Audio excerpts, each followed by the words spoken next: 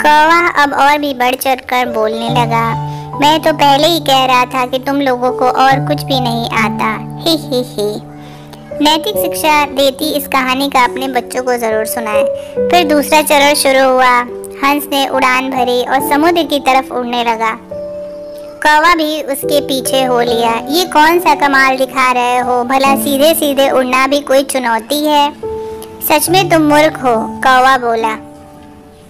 पर हंस ने कोई जवाब नहीं दिया और चुपचाप उड़ता रहा।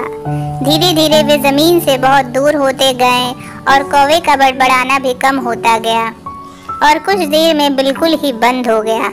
कौवा अब बुरी तरह थक चुका था, इतना कि अब उसके लिए खुद को हवा में रखना भी मुश्किल हो रहा था और वो बार बार पानी के करीब पहुंच जा रहा था। हंस कौवे की स्थिति समझ रहा था, पर उसने अनजान बनते हुए कहा, तुम बार बार पानी क्यों छू रहे हो? क्या ये भी तुम्हारा कोई कर्तव्य है? नहीं, कौवा बोला, मुझे माफ कर दो, मैं अब बिल्कुल थक चुका हूँ और यदि तुमने मेरी मदद नहीं की तो मैं यहीं दम तोड़ दूंगा। मुझे बचा लो, मैं कभी घमंड नहीं दिखाऊंगा।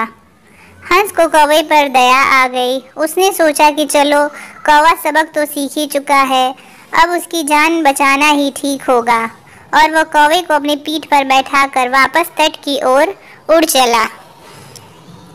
दोस्तों, हमें इस बात को समझना चाहिए कि भले हमें पता ना हो, पर हर किसी में कुछ ना कुछ क्वालिटीज़ होती हैं और जो उसे स्पेशल बनाती हैं। और भले ही हमारे अंदर हज़ारों अच्छाइयाँ हों, पर यदि हम उस पर घमंड करते हैं तो देर सबेर हमें भी कौवे की तरह शर्मिंदा होना पड़ता है।